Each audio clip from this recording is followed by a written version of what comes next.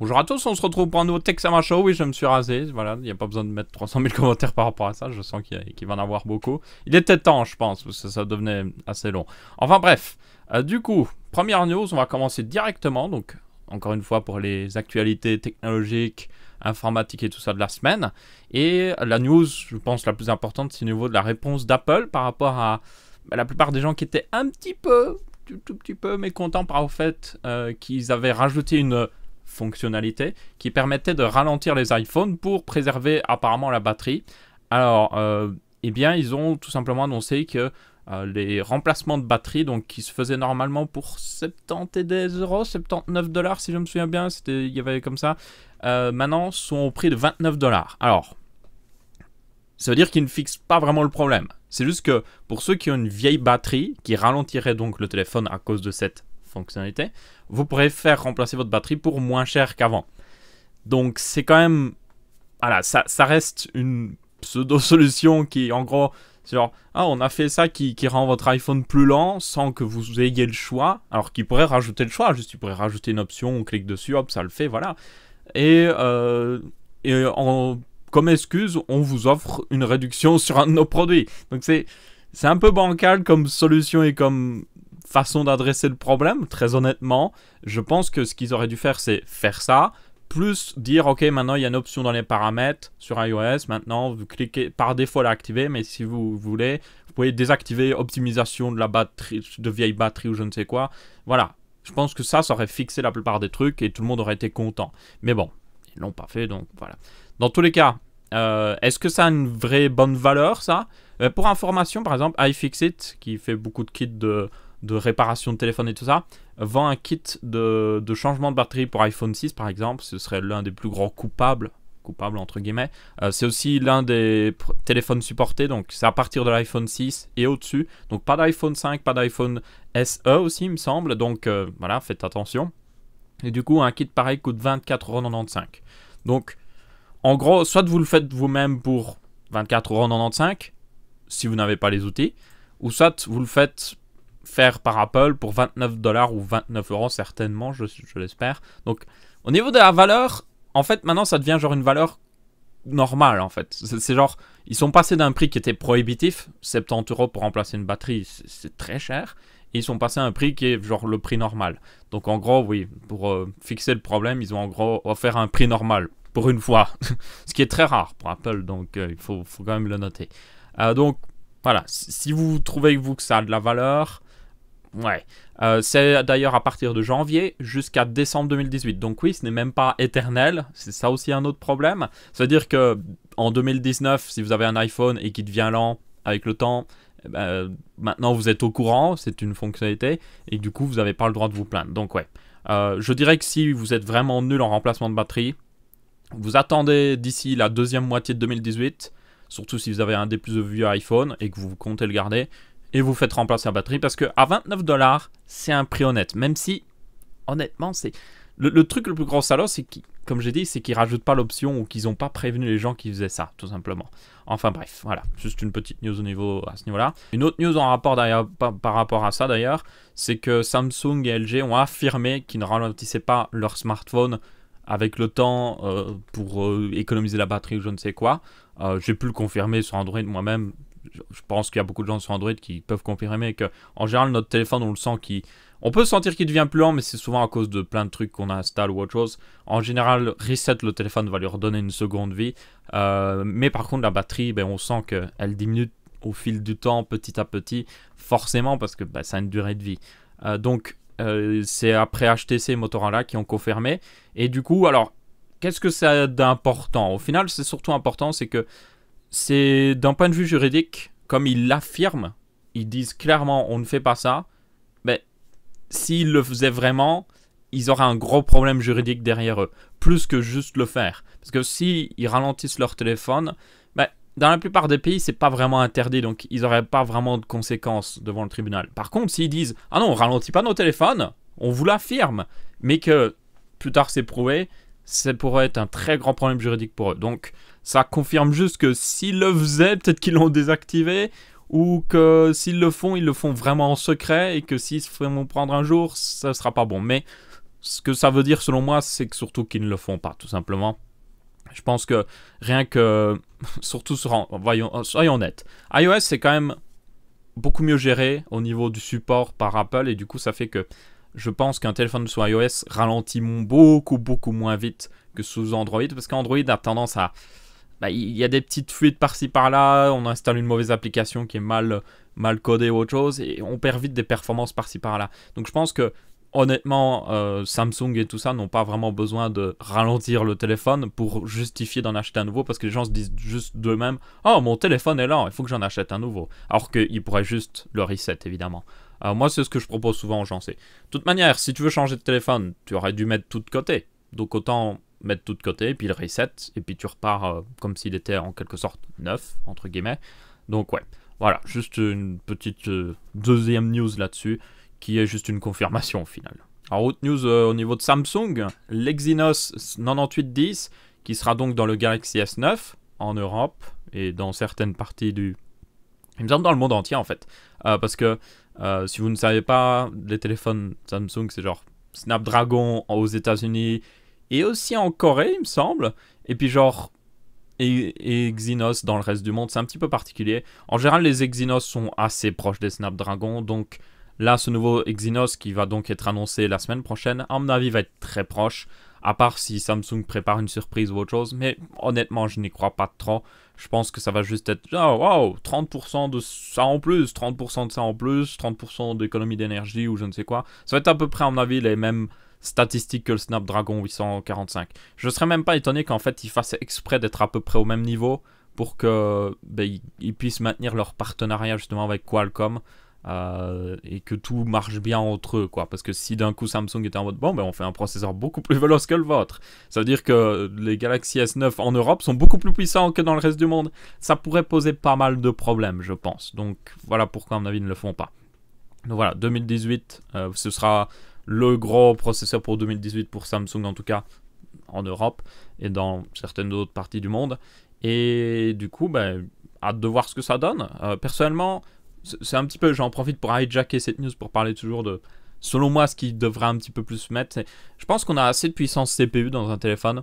Ce que j'aimerais plus voir, moi personnellement, c'est réduire soit la consommation, mais en ayant toujours des très bonnes performances, ou soit juste mettre une plus grosse partie GPU, genre pour gérer plus de choses au niveau du GPU, ou gérer des choses plus belles avec le GPU, peut-être des meilleurs jeux ou je ne sais quoi.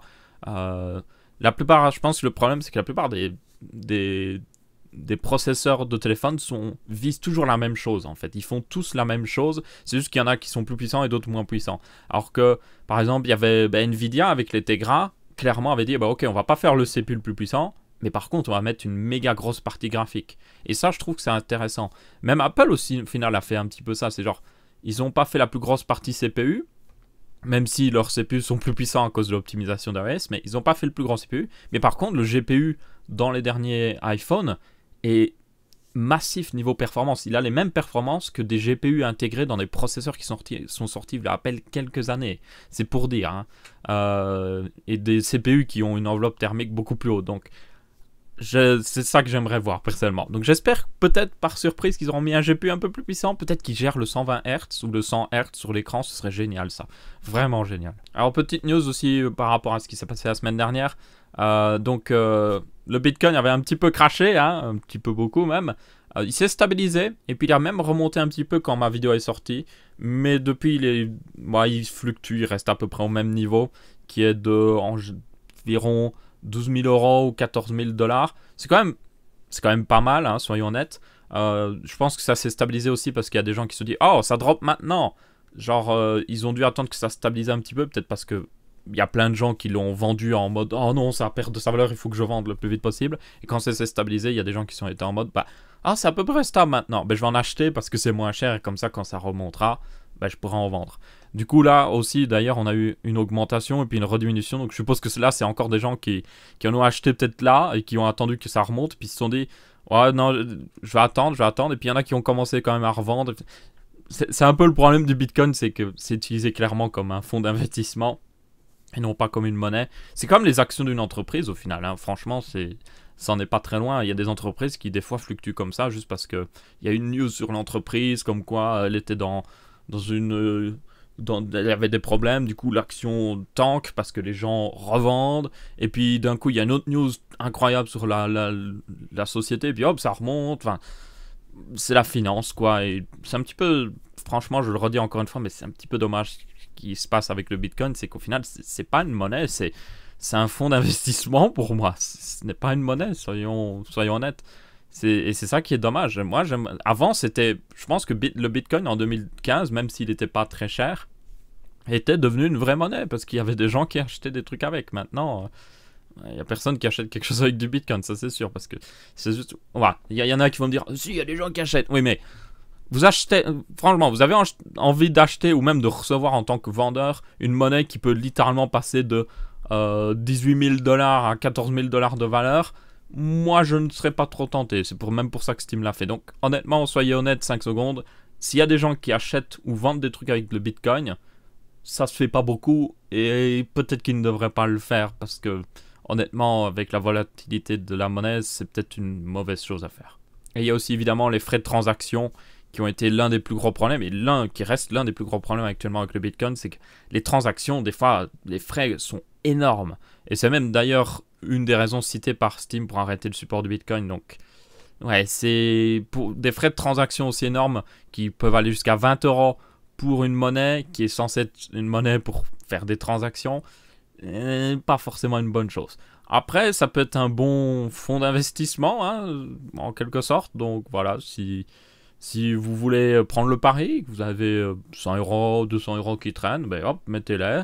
Comme si c'était un casino, hein, vous voyez, comme si vous alliez au casino. Évidemment, ayez 18 ans avant de faire ça, parce qu'il me semble que de toute manière, l'investissement est interdit avant 18 ans.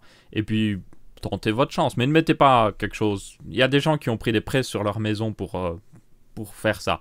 Et s'ils se sont fait avoir, parce que peut-être qu'ils l'ont acheté quand il était à 17 000 $ et que maintenant il vaut 14 000, ben, il y a des gens qui doivent être très tristes actuellement. Alors, Chrome OS 64, la bêta, apporte enfin les applications Android qui peuvent tourner en background. Ça, c'est le plus important des détails. Donc, ça transforme vraiment Chrome OS en tant qu'un PC multifonction avec des applications Android.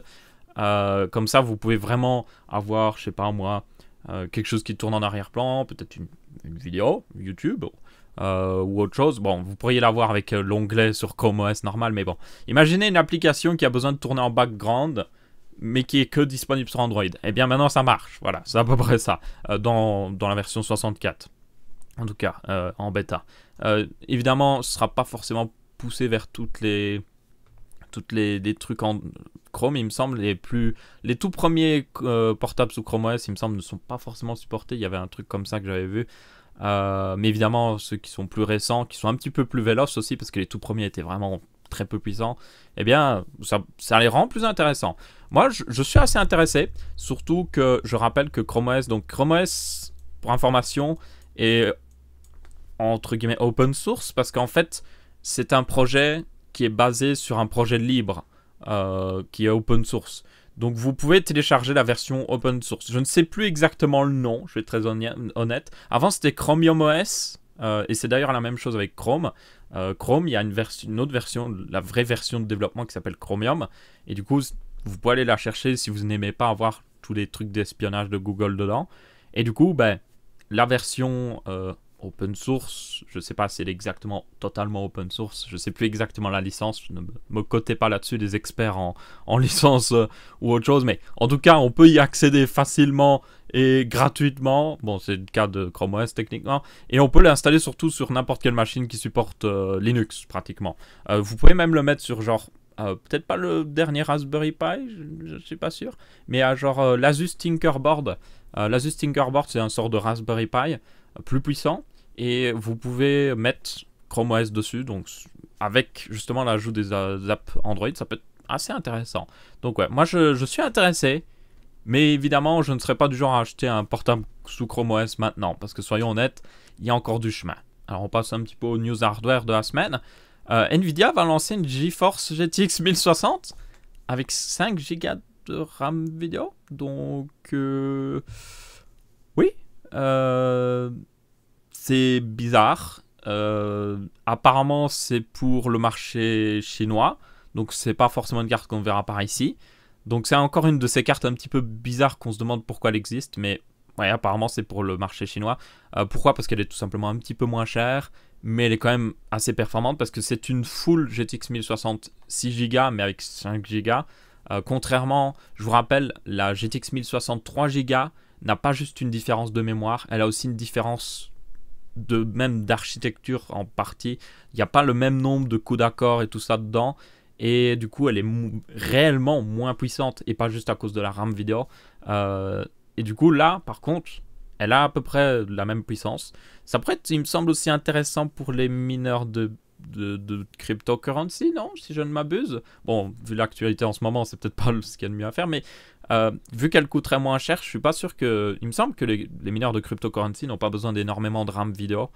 Du coup, ça leur donnerait une carte tout aussi puissante qu'une 1060, 6 Go, mais moins chère, et qui pourrait optimiser pour fonctionner encore mieux. Enfin, je sais pas trop. Mais en tout cas, ouais, ça existe. C'est tout ce que je peux dire. Donc, la différence aussi, il y a quand même une différence, hein, il faut l'avouer. Du coup, ça vient du bus mémoire qui est à 160 bits. Parce que c'est une particularité, c'est que si vous regardez, la quantité de RAM dépend du bus de mémoire. Donc, par exemple, on va prendre un exemple tout simple. Si j'ai un bus mémoire de 128 bits, eh bien, j'aurai un multiple de 128 comme quantité de RAM vidéo. Parce que c'est juste logique en fait. Donc j'aurai soit peut-être 512 MO de RAM, 1024 ou 1 Go, 2 Go, 4 Go, 8 Go, quelque chose comme ça. Du coup, dans ce cas-là, pour justement arriver à 5 Go, alors c'est pas 5 Go tout pile, hein, ça doit être 5000 quelque chose, eh bien il faut un bus de 160 bits tout simplement. Ça ne devrait pas vraiment, je pense, affecter les performances. Il faudra voir toutefois. Le plus important, c'est qu'elle a le même nombre de coups d'accord et c'est surtout ça qui, je pense, devrait faire le grand des performances.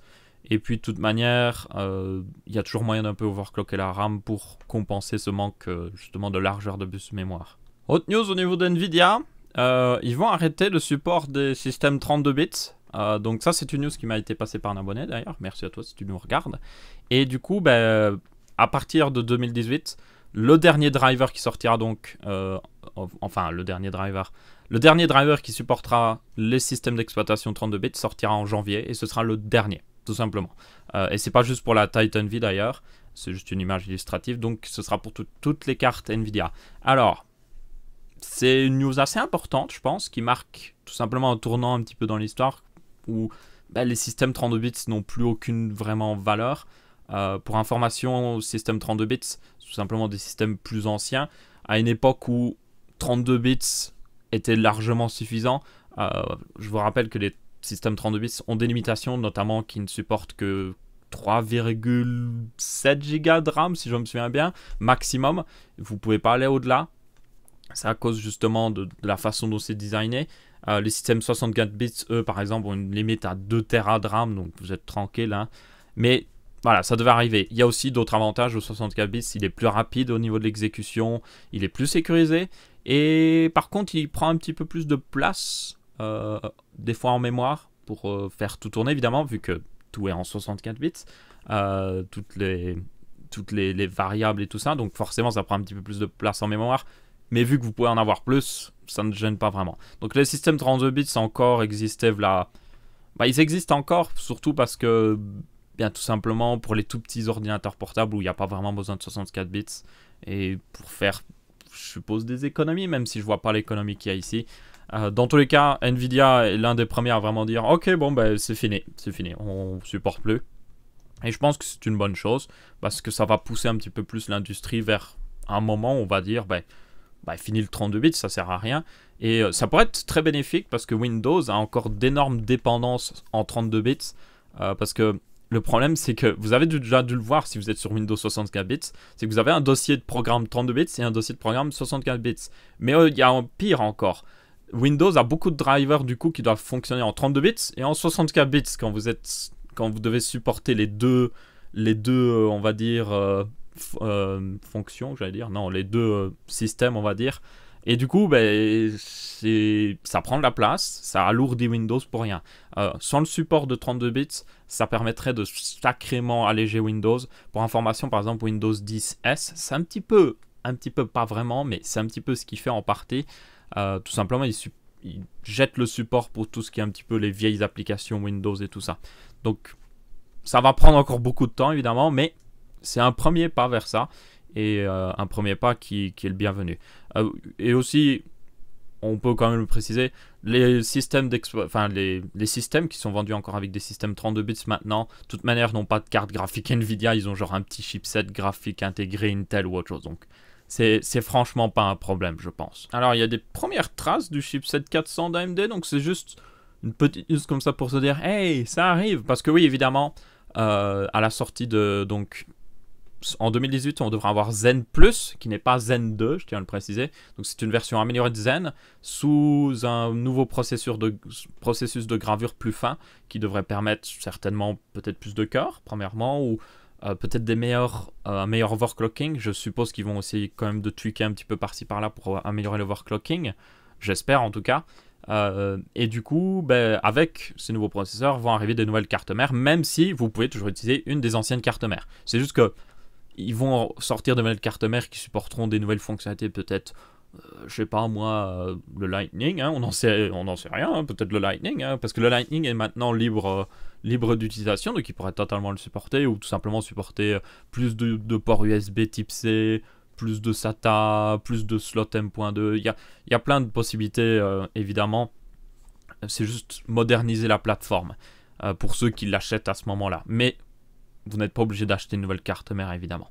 Donc, ça devrait arriver courant 2018. À mon avis, il faudrait partir, à mon avis, sur juin. C'est le plus probable pour une sortie. Et du coup, il y aura le X470, certainement, le B450 et le A420. On croirait le nom d'un avion, mais bon. Enfin, c'était pire avant quand c'était le A320, où là c'était carrément un avion, mais bon. D'ailleurs, j'ai pas trop vu de cartes mères en A320, il me semble qu'elles sont pas trop disponibles. Ou alors juste, peut-être plus pour les revendeurs ou autre chose, enfin bref. Dans tous les cas, une bonne petite news qui juste nous dit, hey, ça arrive. Après, pour ceux qui veulent acheter un PC, n'attendez pas, il reste encore un bon 6 mois. Et en informatique, je peux vous dire quelque chose, c'est si vous attendez pour quelque chose, vous n'allez jamais rien acheter, parce qu'il y a toujours quelque chose d'autre qui arrivera après. Parce que dans 6 mois, ok, il y a Zen Plus, et aussi bien dans 7-8 mois, il y aura les nouveaux Core i7 et tout ça, et puis vous serez en mode, ah mais je vais attendre pour voir, et puis vous attendez, et puis à la fin, vous achetez rien, ok? Donc, si vous devez acheter quelque chose, profitez s'il y a des promotions ou autre chose maintenant, et achetez-la. Il me semble qu'il y a aussi des soldes un petit peu en janvier, mais après, pas trop de soldes sur les trucs PC. Vous pouvez avoir des soldes un petit peu sur des fois les SSD ou autre chose, mais pas vraiment sur genre un processeur ou autre chose. Il y a des fois des réductions, mais pas des méga réductions.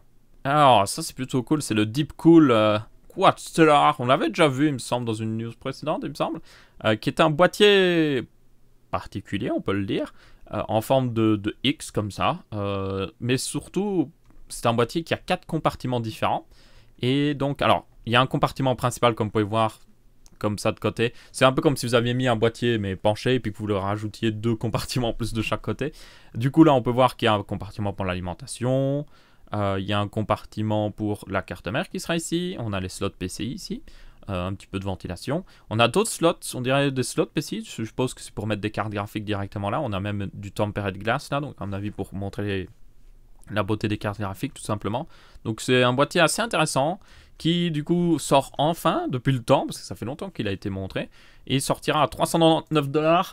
Ouh, ça fait beaucoup, hein, mais bon, ça va être surtout un boîtier de showpiece, comme on l'appelle, c'est genre le boîtier qu'on verra dans les conventions et tout ça, pour faire joli, mais que pas beaucoup de gens n'utilisent vraiment, ou juste des mecs complètement fous qui sont en mode je vais faire un sacré PC de la mort qui tue, ou je ne sais quoi. Donc voilà un petit peu à quoi ça ressemble à l'intérieur. Donc on voit la plaque de la carte mère avec les passages de câbles et tout ça, les slots PCI, donc ce sera la tête à l'envers pour le CPU. Je ne sais pas s'il y a énormément, s'il y a quand même pas mal de supports de ventilateurs pour du water cooling, donc ça devrait être intéressant. Il y a pas mal de place aussi pour mettre un réservoir. Là c'est l'autre côté. Et du coup, on peut voir le truc de l'alimentation qui arrive juste derrière. Vraiment, alors là, c'est parfait au niveau des câbles. C'est l'alimentation. Ils font 10 cm, 15 cm au max, et puis ils sont directement là où ils doivent être. Ça, c'est plutôt cool par contre. D'autres passages de câbles pour d'autres trucs, ils sont assez larges, donc certainement pour accommoder des câbles de water cooling aussi. Et puis, bah, c'est à peu près tout en fait. Je suppose que les slots qu'on avait vus en plus, il me semble que c'est ceux-là là. Il me semble. Non, je suis même pas sûr. Non, c'est pas. Non, c'est ceux-là, voilà. Ceux où il y a d'autres slots PCI Express. Oui, ils sont juste au-dessus du coup des autres slots PCI Express. Donc ça, ce serait pour peut-être mettre les cartes graphiques plus en haut pour qu'on les voit mieux ou autre chose. Ça pourrait être plutôt cool. Une autre petite news, si on peut l'appeler vraiment. Non, c'est juste moi qui ai envie de parler de quelque chose. C'est au niveau de la Falcon Heavy qui commence à être montée, on va dire. Voilà, c'est une sacrée érection que tu as là, Elon Musk. Certains ont fait la blague. Enfin bref, j'étais obligé de la refaire, ok. Du coup, ils sont en train de la monter sur le pad de lancement. Alors, c'est pas parce qu'ils vont la lancer demain ou autre chose. D'abord, ils doivent faire des tests de statique de lancer. Donc, en gros, ils lancent les moteurs, mais la fusée ne décolle pas vraiment, voir si tout va bien. Ils doivent tester d'autres trucs, voir si elle se remplit bien de tout ce qui est d'oxygène liquide et tout ça pour l'allumage. La caméra vient de s'éteindre, c'est pas grave. Juste vérifier que tout va bien en gros et que ils peuvent la lancer parce qu'évidemment c'est une fusée de test et qu'ils n'ont pas envie de perdre leur seule chance de test à juste la faire exploser pour rien du tout. D'ailleurs oui, elle est pratiquement jusqu'au-dessus là, on peut voir. Bon, maintenant elle est réellement, elle est finie d'être en place. Il y avait d'autres trucs qu'on pouvait voir aussi, qu'ils avaient fini d'emballer la petite Tesla qu'ils vont mettre dedans, comme vous pouvez voir. Ça permet de voir aussi la taille d'une personne à côté. Des fusées assez massives. Donc, juste assez content de voir que ça arrive, parce que je suis assez intéressé personnellement. Il y avait aussi une autre petite news, c'était à propos de ça. C'est le fairing concept que quelqu'un a montré. Donc ça, c'est un concept pour récupérer, vous voyez, la coque qui protège la cargaison. Et ce serait la récupérer avec un bateau comme ça. Donc c'est la coque qu'on voyait sur l'autre image justement qu'on a vu juste avant. Voilà, celle-là. Parce que ça coûte quand même, vous voyez un homme à côté, ça coûte quand même beaucoup d'argent de la fabriquer. Donc autant essayer de la récupérer parce que SpaceX veut justement tout récupérer dans une fusée. Un peu comme on le fait avec un avion. C'est comme si, vous imaginez, à chaque fois qu'on décollait avec un avion, ben, on perdait les portes. Enfin non, ça c'est un petit peu effrayant. Mais on perdait une partie de l'avion qui n'est pas très grave, mais qu'on devait la refabriquer à chaque fois. Ce serait un petit peu gênant, je pense. Donc... ils essayent vraiment de tout récupérer. Alors ça peut paraître ridicule, vous dites, ouais, c'est juste ridicule comme idée, vous le faites atterrir par parachute, puis genre dans un bateau avec un énorme filet, c'est juste ridicule. Sauf qu'en fait, le bateau existe réellement, et que c'est apparemment ce qu'ils veulent faire. Regardez ce bateau avec genre 4 bras, qui est stationné justement, il me semble, à Miami peut-être. Ou alors non, ça doit être justement Los Angeles quelque part. Donc apparemment ce bateau est en cours de création et il a clairement ce qu'il faut pour faire fonctionner ce système de récupération que quelqu'un a du coup imaginé selon ces preuves-là, selon ces indices-là. D'ailleurs, c'est une autre petite news. Le dernier lancement de SpaceX était très très très intéressant. Il s'est fait du coup, c'était Iridium 4 si je me souviens bien. Il se faisait depuis la côte ouest, celui-là, parce que c'est sur une différente orbite. Et du coup, je l'avais regardé, mais en le regardant, c'était cool et tout ça, mais le plus cool, en fait, c'est ce qui s'est réellement passé pendant le lancement. Donc, notamment, vous voyez, la fusée décolle, mais on la voit hyper bien. Et puis après, il y a le second stage qui se sépare, et on voit un énorme truc qui se forme dans le ciel. Et c'était, mais vraiment magnifique à regarder, apparemment, pour les gens. Tous les gens de la région de Los Angeles l'ont vu. Donc il y a des millions de personnes qui l'ont vu. Il y a même des gens qui stressaient, qui croyaient que c'était des aliens ou même de la Corée du Nord qui lançaient un missile. Donc là on voit là c'est le premier stage qui fait ces petits trucs genre en mode je repars de mon côté. Ils n'ont pas récupéré celui-là, il est tombé dans l'eau, mais ils l'ont quand même envoyé au bon endroit. Et puis on voit même, alors là il cadre mal, mais à un moment on voit même un petit peu justement un bout de fusée qui semble contrôler, comme on l'a vu sur l'animation hein, de ce fairing, qui semble contrôler le fairing pour qu'il reparte dans la bonne direction pour le récupérer. Donc apparemment, SpaceX est déjà en train d'expérimenter des tests pour les récupérer. Et ce sera encore plus testé sur la Falcon Heavy d'ailleurs. Et donc voilà, ça c'était juste intéressant. Pour ceux qui se demandent pourquoi ça arrive d'ailleurs, ce phénomène-là, tout simplement parce qu'ils ont lancé, on le voit un petit peu, mais le soleil était en train de se coucher. Du coup, au niveau du sol, il faisait déjà noir, mais à plusieurs dizaines de kilomètres d'altitude, il faisait encore jour. Du coup, c'est juste la lumière du soleil qui passe à travers la fumée et qui la rend très visible. Et donc, ça a donné cet effet, mais franchement magnifique. Au point même que je pense qu'ils devraient juste faire tout leur lancement juste au coucher de soleil exprès, même si c'est un petit peu compliqué à faire. Donc ouais, juste voilà, un truc très intéressant à voir et plutôt cool, et que j'espère qu'on en verra plus, surtout avec Falcon Heavy. Là, je sais pas si on le voit. À un moment, vous regarderez des vidéos d'amateurs qui ont tourné. À un moment, vous regardez au niveau du second stage, qui est évidemment le truc qui est le plus à l'avant. Et à un moment, vous verrez un petit truc genre faire de la lumière ou autre chose, comme le premier stage. Et c'est apparemment des thrusters qui seraient installés justement sur le fairing, qui dirigeraient le fairing vers le bon endroit. Enfin bref, voilà, c'était juste moi qui était en mode « Ah, SpaceX !» Bon, il y a d'autres trucs intéressants au niveau de l'espace, évidemment. Je parle pas que de SpaceX, c'est juste que les autres trucs, c'est genre... il n'y a pas un gros truc encore qui se passe en ce moment. Il y a bien le Webb Space Telescope qui est en cours encore de création. Bon, là, il est en cours de test dans un milieu fermé. Donc ça, j'attends de voir. Je suis très impatient, mais c'est seulement en 2018, donc on le verra pas tout de suite. Donc ouais. Enfin bref, voilà. Du coup, j'espère que vous avez bien apprécié ce Texama Show sur l'actualité, tout ça, technologique. N'hésitez pas à laisser votre avis, que ce soit en pouce bleu, pouce rouge, en commentaire. On se retrouve pour un prochain Texama Show. Et je vous dis salut à tous!